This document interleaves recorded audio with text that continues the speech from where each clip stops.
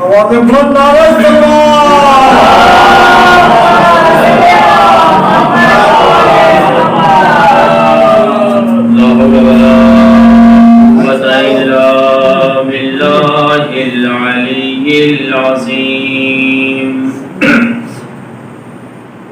أعوذ بالله من الشيطان الرجيم بسم الله الرحمن الرحيم الحمد لله رب العالمين والعاقبة للمتقين والجنة للموحدين والنار للعاصين والصلاة والسلام على أشرف الأنبياء والمرسلين سيدنا ونبينا وشفيع ذنوبنا وطبيب نفوسنا مولانا أبي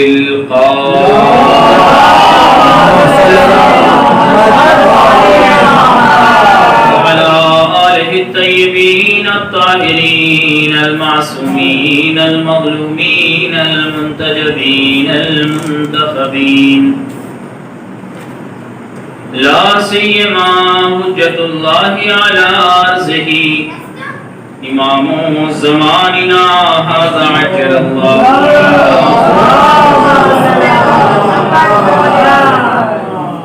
ولعنة الله على أعدائهم أجمعين أما بعد فقد قال الله تبارك وتعالى في الكتاب المبين وقوله الحق بسم الله الرحمن الرحيم لقد أرسلنا رسلنا بالبينات وأنزلنا معهم الكتاب والميزان ليقوم الناس بالقسط وأنزلنا الحديد فيه بأس شديد ومنافع للناس وليعلم الله من ينصره ورسله بالغيب إن الله قوي عزيز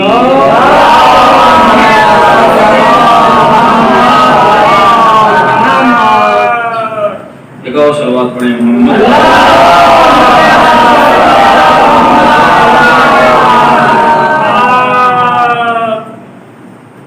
قرآن مجید جو رہتی دنیا تک بشریت کی ہدایت کے لیے یہ کتاب ہے، جس کا لفظ لفظ حرف حرف کلمہ کلمہ سب صحیح ہے، اس میں کسی قسم کی شک کرنے کی کوئی گنجائش نہیں، جو شک کر لے وہ اسلام میں رہ نہیں سکتا، اس لیے کہ یہ انسانوں کی کتاب نہیں ہے بلکہ یہ اللہ کی کتاب ہے۔ جیسا اللہ سچا ہے ویسے اس کی کتاب سچی ہے۔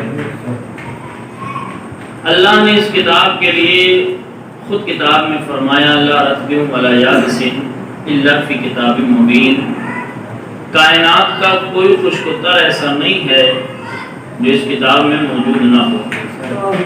جب اور اس کی اہمیت کے لیے خدا نے فرمایا تو کہا کہ یہ معجز نما کتاب اگر تم یہ سمجھتے ہو کہ یہ مخلوق کی کتاب ہے تم اس کے مدِ مقابل میں کچھ لے آؤ، کوئی ایک سورہ ہی لے آؤ۔ میں کہا نہیں، تم سورہ نہیں لا سکتے، قرآن کے مقابلے میں کوئی کتاب نہیں لا سکتے، کوئی سورہ بھی نہیں لا سکتے۔ پھر خود کہا ٹھیک ہے سورہ نہیں لا سکتے، اس کی کسی ایک آیت کے بدلے میں کوئی ایک آیت لے آؤ۔ پھر خدا نے خود ہی انکار کیا ہرگز ہرگز تم سب مل کر جنات و انسان و ملائک ساری مخلوق مل کر اگر چاہو قرآن کے مقابلے میں کچھ لانا تو نہیں لا سکتے۔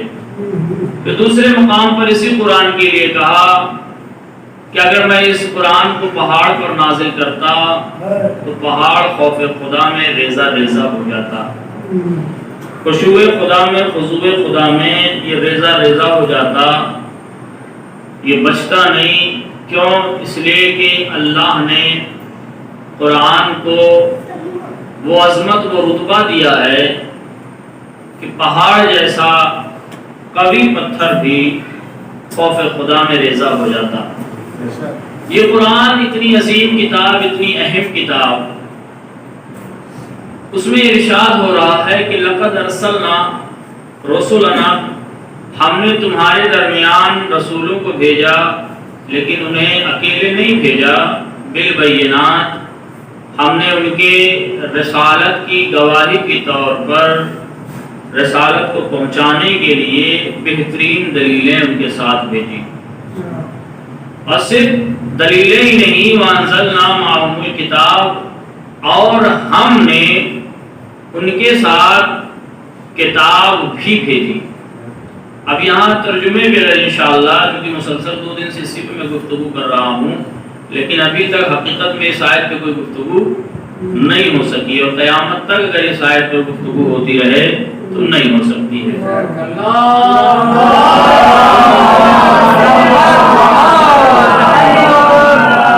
بس اس آیت کی ابتدا سے ہی آپ دیکھیں، پہلا جملہ لقد ارسلنا، بالتحقیق ہم نے بھیجا، کس کو؟ رسولوں کو دلیلوں کے ساتھ۔ پھر اس کے بعد کیا کہا؟ وَأَنزَلْنَا، اور ہم نے نازل کیا، مَعَهُمُ الْكِتَابَ، ان کے ساتھ کتاب۔ ہم نے رسولوں کو بھیجا دلیلوں کے ساتھ، اور ہم ہی نے کتاب کو نازل کیا۔ کیوں؟ لِيَقُومَ النَّاسُ بِالْقِسْطِ، تاکہ لوگوں کے درمیان عدل قائم کیا جائے، لوگوں کے درمیان بہترین فیصلہ کیا جائے۔ اس کے بعد وَأَنزَلْنَا الْحَدِيدَ فِيهِ بَأْسٌ شَدِيدٌ، اور ہم نے نازل کیا ایک خاص لوہا جس میں شدید جنگ ہے، وَمَنَافِعُ لِلنَّاسِ، جو لوگوں کے لیے فائدہ مند ہے۔ اب اس کے بعد کا جو جملہ ہے وہ قابل غور ہے۔ ابتدا ہو رہی ہے کہ ہم نے نازل کیا، ہم نے بھیجا رسولوں کو، اب یہاں اللہ کا طریقہ بدلا، وَلِيَعْلَمَ اللَّهُ، اور اللہ اظہار کرنا چاہتا ہے، اللہ بتلانا چاہتا ہے کہ تم جان لو من ینصرہ، کون ہے جو اللہ کی مدد کرتا ہے۔ ابھی تک اللہ کیا کہہ رہا تھا؟ ہم نے بھیجا، اب کہہ رہا ہے کہ اللہ چاہتا ہے کہ اظہار ہو جائے۔